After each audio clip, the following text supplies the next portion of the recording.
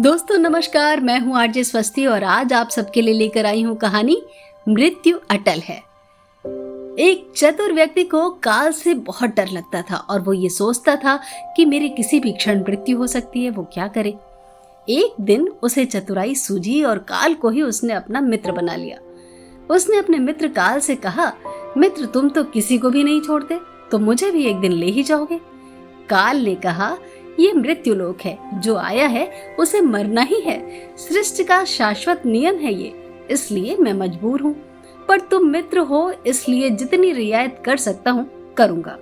तुम मुझे साफ साफ बताओ कि मुझसे चाहते क्या हो। व्यक्ति ने कहा, मित्र मैं इतना ही चाहता हूँ कि आप मुझे अपने लोक ले जाने के लिए आने से कुछ दिन पहले एक पत्र अवश्य लिख देना, ताकि मैं अपने बाल बच्चों को कारोबार की बातें अच्छी तरह से समझा दूं और स्वयं भी भगवान भजन में लग जाऊं। काल ने प्रेम से कहा, ये कौन सी बड़ी बात है, मैं एक नहीं आपको 4 पत्र भेजूंगा, चिंता मत करो। चारों पत्रों के बीच समय भी अच्छा खासा दूंगा, ताकि तुम सचेत होकर काम निपटा लो। वो व्यक्ति बड़ा ही प्रसन्न हुआ, सोचने लगा कि आज से मेरे मन से काल का भय भी खत्म हुआ। मैं जाने से पूर्व अपने सभी कार्य पूर्ण करके जाऊंगा तो देवता भी मेरा स्वागत करेंगे। दिन बीतते गए, आखिर मृत्यु की घड़ी आ पहुंची। काल अपने दूतों के सहित उसके समीप आकर बोला, मित्र अब समय पूरा हुआ, मेरे साथ चलिए। उस व्यक्ति के माथे पर बल पड़ गए और भ्रिकुटी तन गई। कहने लगा, धिक्कार है तुम्हारे जैसे मित्रों पर, मेरे साथ विश्वासघात करते हुए तुम्हें लज्जा नहीं आती। तुमने मुझे वचन दिया था कि आने से पहले पत्र लिखूंगा, परंतु तुम तो बिना किसी सूचना के अचानक दूतों सहित मेरे ऊपर चढ़ गए। मित्रता तो दूर, तुमने तो अपने वचनों को भी नहीं निभाया। काल हंसा और बोला, मित्र इतना झूठ तो ना बोलो, मैंने आपको एक नहीं 4 पत्र भेजे, आपने एक भी पत्र का उत्तर नहीं दिया। उस व्यक्ति ने चौंक कर पूछा, कौन से पत्र, कोई प्रमाण है? मुझे पत्र प्राप्त होने की कोई डाक रसीद आपके पास है तो दिखाओ। काल ने कहा, मित्र घबराओ नहीं, मेरे 4 पत्र इस समय आपके पास मौजूद हैं। मेरा पहला पत्र आपके सिर पर चढ़कर बोला, आपके काले सुंदर बाल उन्हें सफेद कर दिया और ये भी कहा कि सावधान हो जाओ, जो करना है कर डालो। बनावटी रंग लगाकर आपने अपने बालों को फिर से काला कर लिया और पुनः जवान बनने के सपनों में खो गए। आज तक मेरे श्वेत अक्षर आपके सिर पर लिखे हुए हैं। कुछ दिनों बाद मैंने दूसरा पत्र आपके नेत्रों के प्रति भेजा। नेत्रों की ज्योति मंद होने लगी, फिर भी आंखों पर मोटे शीशे चढ़ाकर आप जगत को देखने का प्रयत्न करने लगे।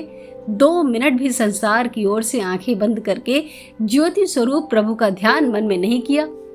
इतने पर भी सावधान नहीं हुए तो मुझे आपकी दीन दशा पर बहुत तरस आया और मित्रता के नाते मैंने तीसरा पत्र भी भेजा। इस पत्र ने आपके दांतों को छुआ, हिलाया और तोड़ दिया। आपने इस पत्र का भी जवाब न दिया, बल्कि नकली दांत लगवाए और जबरदस्ती संसार के भौतिक पदार्थों का स्वाद लेने लगे। मुझे बहुत दुख हुआ कि मैंने सदा इसके भले की सोचा और ये हर बार एक नया बनावटी रास्ता अपनाने को तैयार रहता है। अपने अंतिम पत्र के रूप में मैंने रोग, क्लेश और पीड़ाओं को भेजा, परंतु आपने अहंकार वश सब अनसुना कर दिया। वो व्यक्ति काल के भेजे हुए इन पत्रों को सुनकर फूट फूट कर रोने लगा और अपने विपरीत कर्मों पर पश्चाताप करने लगा। उसने स्वीकार किया कि मैंने गफलत में शुभ चेतावनी भरे इन पत्रों को नहीं पढ़ा। मैं सदा यही सोचता रहा कि कल से भगवान का भजन करूंगा, अपनी कमाई अच्छे शुभ कार्यों में लगाऊंगा, पर वो कल आया ही नहीं।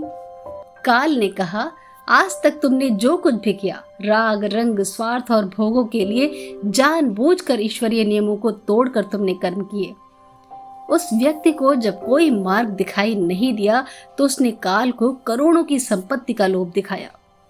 काल ने हंसकर कहा, मित्र मेरे लिए तो ये धूल से अधिक कुछ भी नहीं है। धन, दौलत, शोहरत, सत्ता, ये सब लोभ संसारी लोगों को वश में कर सकता है, मुझे नहीं। काल ने उत्तर दिया, यदि तुम मुझे लुभाना ही चाहते थे तो सच्चाई और शुभ कर्मों का धन संग्रह करते। ये ऐसा धन है जिसके आगे मैं विवश हो सकता था, अपने निर्णय पर पुनर्विचार को बाध्य हो सकता था, पर तुम्हारे पास तो ये धन बिल्कुल भी नहीं है। तुम्हारे ये सारे रुपए, पैसे, जमीन, जायदाद, तिजोरी में जमा धन संपत्ति सब यहीं छूट जाएगा। मेरे साथ तुम भी उसी प्रकार निर्वस्त्र जाओगे जैसे कोई भिखारी की आत्मा जाती है। काल ने जब मनुष्य की एक भी बात नहीं सुनी तो वो हाय हाय करके रोने लगा। सभी संबंधियों को पुकारा, परंतु काल ने उसके प्राण पकड़ लिए और चल पड़ा अपने गंतव्य की ओर। दोस्तों, एक ही सत्य है जो अटल है, वो ये कि हम एक दिन मरेंगे जरूर। हम जीवन में कितनी दौलत जमा करेंगे, कितनी शोहरत पाएंगे, कैसी संतान होगी, ये सब अनिश्चित होता है, परंतु हम मरेंगे एक दिन। बस यही एक बात जन्म के साथ तय हो जाती है।